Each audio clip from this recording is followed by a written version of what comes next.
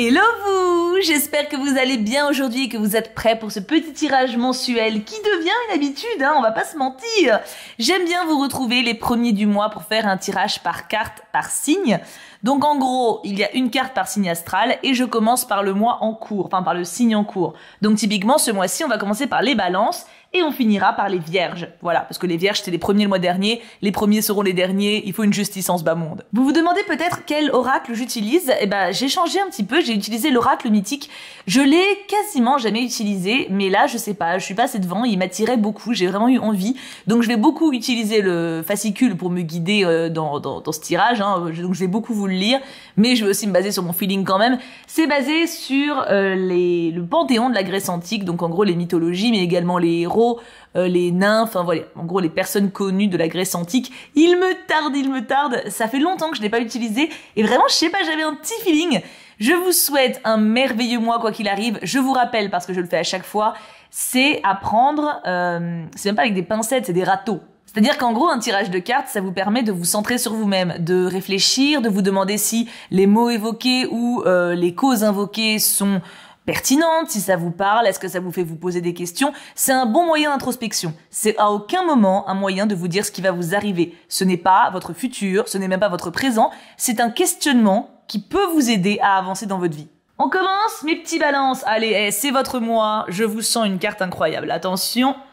Oh, alors c'est trop drôle parce que elle m'est apparue en retourné. En fait, des fois, quand je bats mes cartes, des fois, il y a une carte qui sort et, enfin, c'est assez connu dans le milieu, on va dire, que quand des fois les tirages font ça, enfin, quand les cartes font ça, c'est qu'il y a un message pour nous. Et elle est sortie pour moi tout à l'heure. Donc, je trouve ça trop mignon.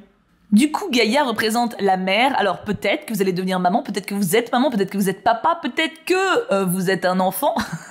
Oui, bon, ça, logiquement, hein, on a tous des géniteurs quelque part. Non, c'est l'idée de la maternité. Alors, ça peut représenter la maternité dans son sens premier, à savoir effectivement un lien de parentalité fort avec votre maman ou avec votre enfant, ou avec une image maternelle pour vous. Mais au sens métaphorique du terme, c'est plus simplement quelque chose de très fructueux dans notre vie. La maternité, c'est représenté par la fertilité, c'est représenté par un ventre rond, par une période d'abondance.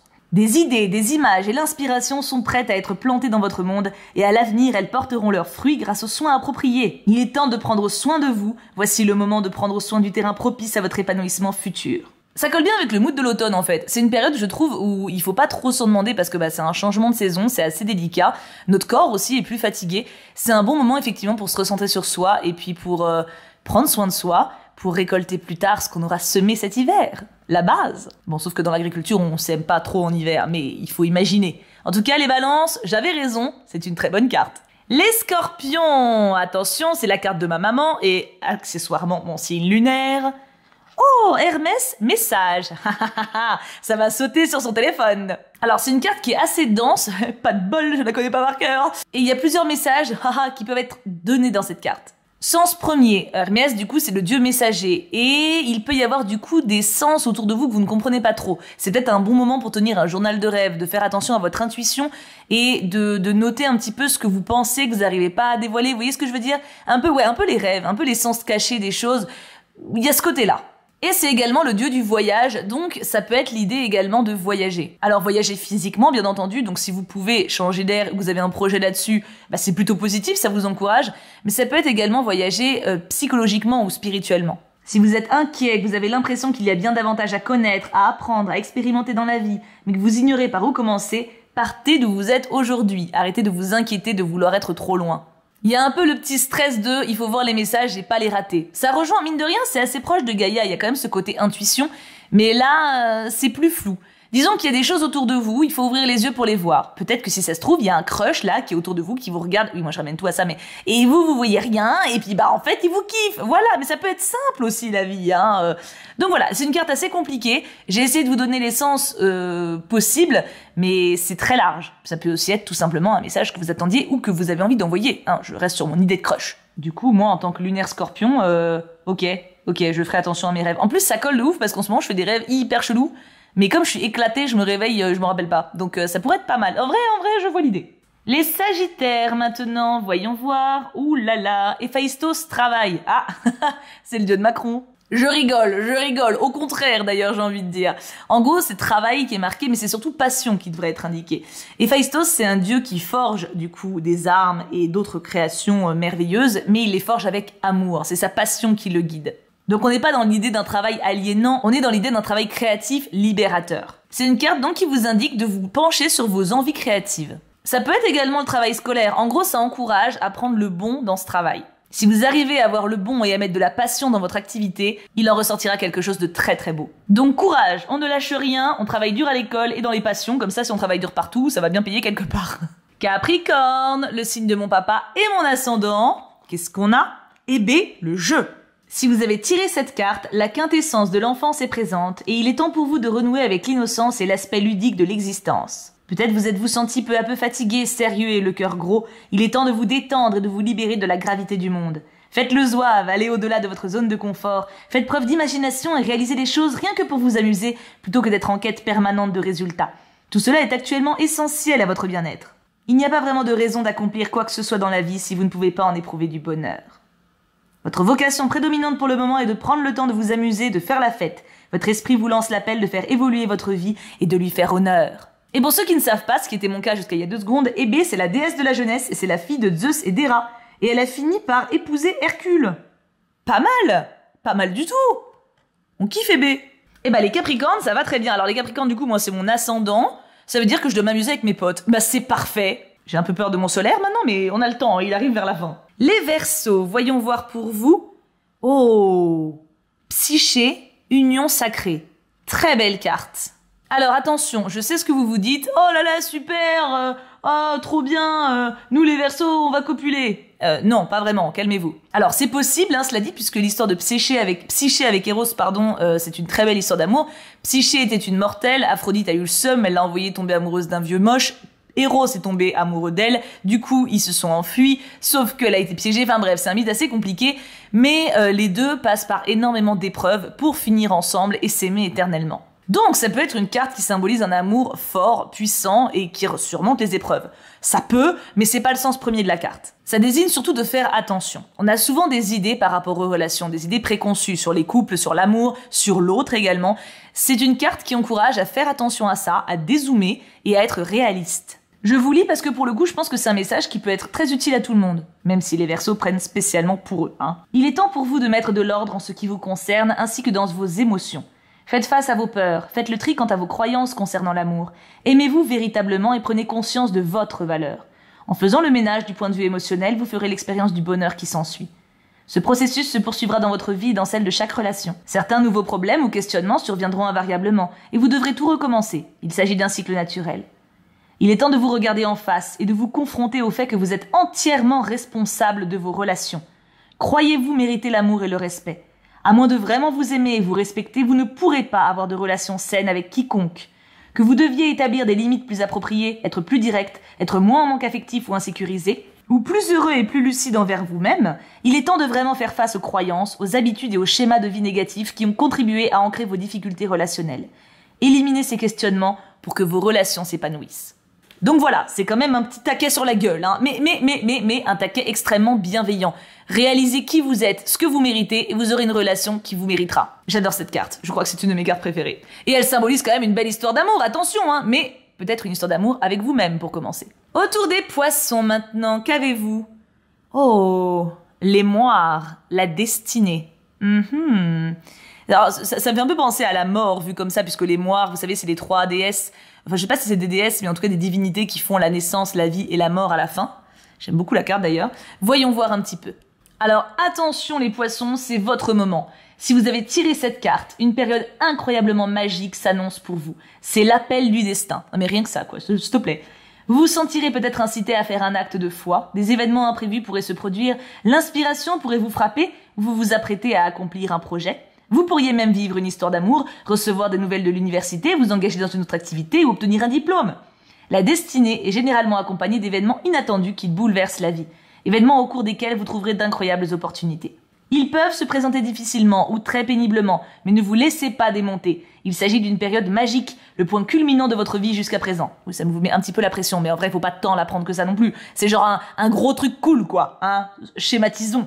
Si vous avez vécu des événements douloureux, n'oubliez pas de vous accorder du temps pour faire votre deuil, sinon rien ne vous donnera l'impression d'être clair. Foncez les cocos, enfin foncez, faites d'abord votre deuil si ça va pas, mais en tout cas, c'est un très bon mois pour les poisse-poisse. Poisse-poisse et balance, et un petit peu les capricornes aussi quand même. C'est les trois pour le moment, c'est la nouba. Bon, après les poisse-poisse, c'est une petite pression. Parce que c'est en mode, ouais, vous allez avoir une nouvelle de ouf. Allez vous gérer, tu vois ce que je veux dire? Poisson, il y a une petite, ça claque un peu du cucu quand même, c'est un cucu de poisson, c'est mignon un cucu de poisson, ça claque des nageoires. Passons au bélier, est-ce qu'ils me foncent dans tout ces petits cocos? Poséidon, séisme, ah bah oui, il fonce. Attends, si je peux me permettre, je vous lis la première phrase parce que ça fait quand même bien marrer avec ce que je vous ai dit avant. Poséidon est l'ébranleur du sol. S'il se sent déshonoré, rien ne peut arrêter sa furie. Qu'est-ce que j'ai dit les béliers? On ne fonce pas dans les gens. Alors pour le coup, c'est une carte qui n'est pas évidente. Je change de ton, vous avez vu, j'étais en train de dire une connerie, puis là, là on devient sérieuse. Hein. C'est un renouveau. Séisme, en gros, ça sous-entend que vous avez des anciennes fondations qui sont en place. Voilà, vous avez des choses qui sont en place dans votre vie, et elles sont en train de vaciller, elles sont en train de s'effondrer. C'est pas grave. Ces anciennes fondations ne vous sont plus d'aucune utilité que vous soyez prêt ou non à l'accepter. C'est pas moi qui le dis, c'est le bouquin.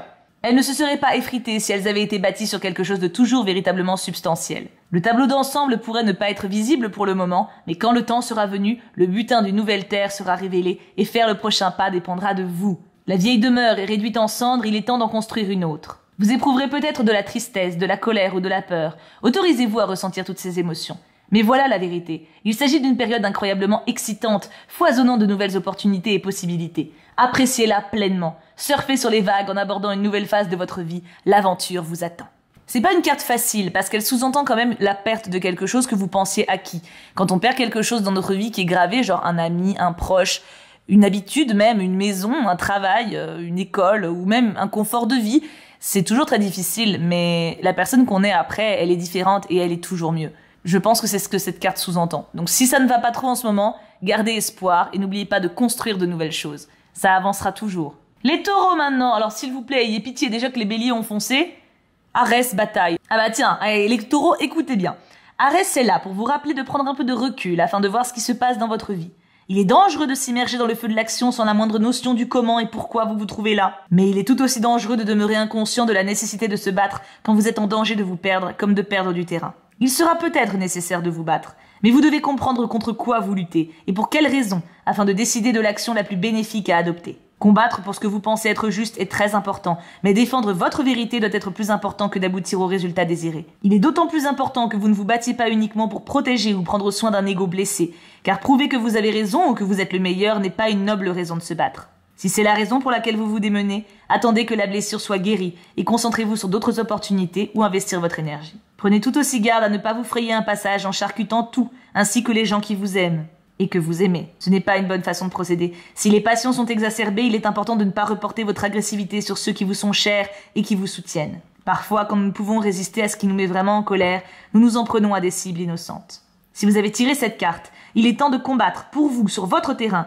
pour les personnes qui vous sont chères ou pour vos valeurs. Ne vous battez pas à l'aveuglette. Vous devez comprendre ce qui se passe et pourquoi. Analysez vos véritables motivations. Découvrez ce qui alimente le conflit.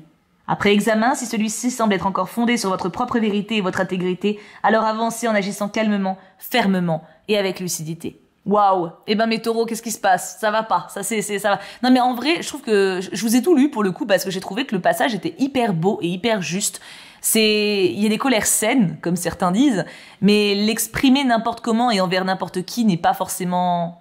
Enfin, ça peut être pire en fait que la cause de base. Je vous envoie tous mes encouragements et on essaie de faire un peu de méditation quand même, hein les taureaux, hein, on est zen, on fait du yoga, on se détend. Les gémeaux, qu'est-ce qui vous attend mes petits loulous?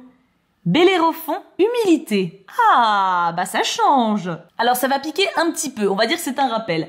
En gros, Bélérophon, c'est un super-héros, c'est un héros antique qui a eu beaucoup de succès à son époque. Enfin dans les mythologies, hein, il a pas existé, enfin pas que je sache. Le problème, c'est qu'il y a un moment où ça lui est monté à la tête, il est monté sur Pégase et il a fait « Allez, moi je vais en Olympe ». Et Zeus, il a vu ça, il a fait « Mais il va descendre d'un étage ce coco-là ».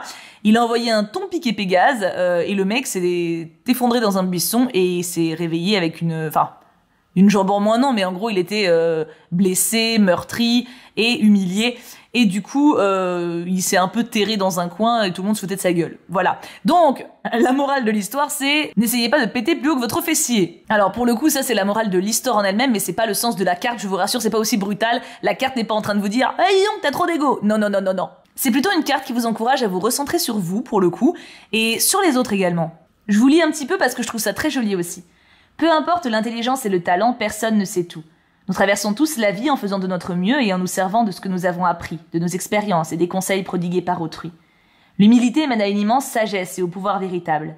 Quand vous parviendrez à voir le divin dans chaque personne ou chaque expérience rencontrée, votre vie sera bénie et vos relations pourront s'épanouir. C'est le moment de reconnaître cette divinité. Qu'avez-vous appris de vos expériences ? Parfois, l'enseignement consiste simplement à savoir que vous devriez prêter attention à vos instincts ou à vos opinions. D'autres fois, il s'agit d'une ouverture vers une nouvelle perspective. Quels sont les traits de caractère que vous devez développer à la suite des défis que vous avez rencontrés ? Que pouvez-vous apprendre des gens dans votre vie ? Considérez dès maintenant les bénédictions qui vous entourent. Percevez le divin chez tout un chacun et retirez des enseignements de vos expériences. Ne vous laissez pas vaincre par quoi que ce soit. Accordez-vous d'évoluer. Faites preuve d'humilité en sachant que vous êtes un être de lumière, divin et beau, dans un monde divin, rayonnant de luminosité. Donc ça va, on est d'accord que c'est pas en train de vous dire que vous êtes une tête de cul, hein. Mais il y a quand même ce côté justement de pas trop s'en demander, de juste se rendre compte qu'on est juste des êtres humains et que faire de son mieux c'est déjà très bien. C'est plus ça, je pense, le message que casse ton ego, tu vois, même si peut-être que certains seront concernés par l'ego, mais dans les cas ça fait double message. Cancer maintenant, c'est bientôt mon tour, j'ai peur. Numéro 7, Prométhée, sacrifice. Oh bah non, mais mes pauvres cancers, déjà, ah mais c'est souvent vous, hein. Alors Prométhée, pour ceux qui connaissent pas le mythe, c'est un brave monsieur qui a donné le feu à l'humanité. Zeus a pas aimé et il l'a condamné à se faire dévorer le foie en boucle par un aigle. Voilà, donc faut pas contrarier le bonhomme, hein, on l'a déjà vu, il a déjà buté... Enfin, il a pas buté, mais il a fait choir Bellérophon. La carte a plusieurs sens à mon idée. Le sens souligné par le livre essentiellement est le fait que si vous voulez quelque chose de costaud, si vous voulez, si vous avez un vrai objectif, quelque chose qui vous reste dans la tête, il faut parfois des sacrifices pour l'atteindre. Il faut parfois sortir de sa zone de confort, il faut parfois perdre certains acquis qu'on a dans notre vie pour en gagner d'autres, ou pour atteindre en tout cas un objectif que l'on estime noble. Le livre encourage à également se poser la question de est-ce que cet objectif en vaut vraiment la peine ? Est-ce que c'est conforme à mes valeurs ? En gros, est-ce que vous vivez selon vos convictions ? Est-ce que vos choix vous correspondent ? Il y a un autre sens pour moi également, c'est de ne pas forcément donner à des personnes qui ne vous rendront rien. Sacrifice, ça a plusieurs sens, hein. En l'occurrence, Prométhée a donné le feu à l'humanité, certes, et derrière, il a douillé pendant des millénaires. Alors certes, c'est peut-être noble, mais en attendant, c'est quand même pas ouf comme vie. Assurez-vous de donner votre foi à des gens qui feront attention à vous. Assurez-vous de ne pas vous sacrifier, de ne pas vous oublier, déjà à tout court, mais encore plus pour des gens qui ne vous rendront pas la moindre considération. Ça, c'est mon petit conseil supplémentaire qui, je pense, ne fera pas de mal en rappel. Parce que pour moi, Prométhée, je le plains vachement. Ils en parlent d'ailleurs dans Circé, dans le roman de Circé que j'ai lu il y a pas longtemps, de Madeleine Miller, et il me fait beaucoup de peine, voilà. Donc moi, je rajouterais ce conseil-là. Sacrifice, oui, mais pour vous-même et selon vos propres conditions. Autour des lions maintenant, j'ai peur, je claque du cucu, attention. Oh putain. Princesse m'avait déjà fait un tirage avec cet oracle, parce qu'à la base, elle en avait, enfin, elle l'a aussi, celui-ci. Atlas, responsabilité. Ah, mais je pensais que j'avais avancé, bordel de cul. Donc Atlas, responsabilité, et je vous lis le texte, parce que je vais le découvrir un peu en même temps que vous, mais j'ai l'impression qu'il est très beau, donc je pense que ça nous fera du bien. Allez lion, allez, on peut le faire. On a parfois l'impression d'avoir le poids du monde sur ses épaules. Mais en fait, c'est dû au manque de responsabilité plutôt qu'au fardeau que cela représente. En étant vraiment responsable, nous savons que nous avons le pouvoir de créer tout ce que nous désirons dans notre vie. Vous avez avant tout le devoir de vous offrir une vie saine et équilibrée, une vie qui satisfait tous vos besoins essentiels. Votre responsabilité ne consiste pas à porter les fardeaux d'autrui ou à vous soumettre à des pressions sociales qui ne vous paraissent pas pertinentes. Oh, cette phrase est belle, elle fait du bien même si elle fait mal. En fait, si ce type de pression domine votre vie, la responsabilité vous incombe de les en éliminer. Il est de votre devoir de demander de l'aide si nécessaire et de vous ménager les circonstances qui vous permettront d'équilibrer tous les domaines de votre vie. Inutile de vous charger des devoirs d'autrui ou de répondre aux attentes de qui que ce soit. Si les gens ne prennent jamais soin de ce qui leur est personnellement nécessaire, cela équivaudra pour eux à un handicap. Afin de vous délester des responsabilités d'autrui, vous devez renoncer à votre besoin d'approbation. Ne la cherchez pas aux dépens de votre santé. C'est le moment de prendre entièrement la maîtrise de votre vie, que vous seul créez. Vous n'êtes la victime de personne en aucune circonstance. Votre vie est exactement comme vous en avez décidé. Si certaines choses doivent changer, changez-les. Si des douleurs et souffrances passées vous retiennent, il est grand temps de les abandonner. Renoncez-y dès maintenant. Si cette souffrance vous bloque dans la vie, c'est parce que vous la laissez faire. Bon, ça c'est un peu facile, hein. Je lis, mais j'approuve pas tout. Décidez aujourd'hui de faire ce qui est nécessaire pour vous départir de cette ancienne douleur. Vous n'avez pas le contrôle sur le monde, mais vous avez cependant le pouvoir de prendre en charge vos sentiments, vos réactions et vos perceptions, ainsi que de prendre des décisions réfléchies au sujet de la façon dont vous vivez votre vie. Il est maintenant temps de l'examiner pour découvrir quels domaines se sont faits pesants. Il sera peut-être nécessaire de prendre du temps pour vous, de vous faire aider, d'effectuer des changements de programme, de cesser de répondre aux besoins et aux attentes d'autrui, ou de renoncer à une ancienne souffrance et aux monologues négatifs. Prendre soin de vous est le plus beau cadeau que vous puissiez offrir au monde. Vous n'avez qu'une occasion de vivre votre vie. Vous feriez aussi bien de la vivre le mieux possible. Prendre la responsabilité de tout ce que vous vivez vous donne le pouvoir de créer la vie que vous désirez, ce qui seul pourra vous conduire à la véritable liberté. Eh ben, alors j'avoue que de mon côté, je pense que ça me correspond moins qu'avant. Alors après, c'est le tirage d'octobre, hein, donc moi au moment où je tourne, on est encore fin septembre, parce que forcément il me faut un peu d'avance. Je ne sais pas encore de quoi mon mois d'octobre sera fait. Je prends ça en rappel, voilà, parce que pour moi, je suis beaucoup moins dans cette situation qu'avant. Je l'avais encore beaucoup l'année dernière, j'estime en être quand même beaucoup sortie maintenant, donc ça me correspond plus trop.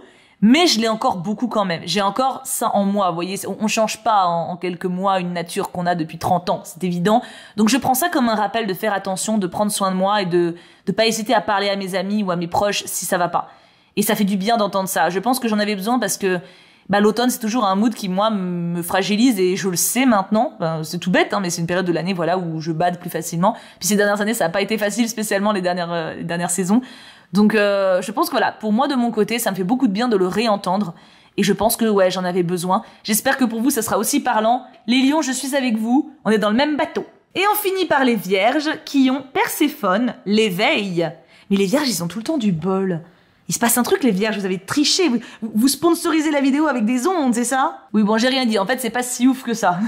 En gros, ça montre, en gros. Le mythe de Perséphone, c'est que Déméter, donc c'est sa maman, elle adore Perséphone. C'est sa fille, elle la garde dans son pays, enfin, je sais pas, en tout cas, dans son bled idyllique, avec des fleurs partout, des papillons, des cuicuis. Et à un moment, Perséphone et Hadès se rencontrent, ils tombent amoureux, ou plus ou moins, et Hadès l'enlève et l'emmène aux enfers. Et là, en gros, elle découvre une autre vision de la vie, hein. Elle découvre le pendant inverse. C'est ce que cette carte appelle l'éveil, c'est-à-dire que vous étiez peut-être dans une certaine forme d'illusion sur certains points, et là, d'un coup, bim, vous réalisez certaines choses. Donc, c'est moins ouf que ce qu'on pouvait penser au départ. J'ai mon focus qui se fait sur les cartes derrière. Mais wesh, Arès, il y a Arès et Prométhée qui prennent tout le focus.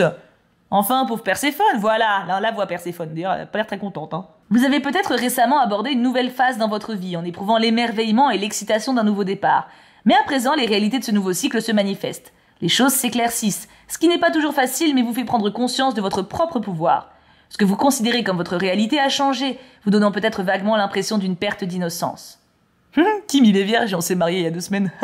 Il est néanmoins important de comprendre que cet éveil représente votre prise de conscience en évolution. Perséphone comprend la nature de la vie et de la mort. Faire ce voyage intérieur dans ce monde est une aventure effrayante, mais il est temps de vous confronter à vous-même, ainsi qu'à votre véritable nature et à celle de la vie et de la mort. Grâce à cet éveil, vous perdez vos notions et illusions enfantines pour découvrir la véritable innocence.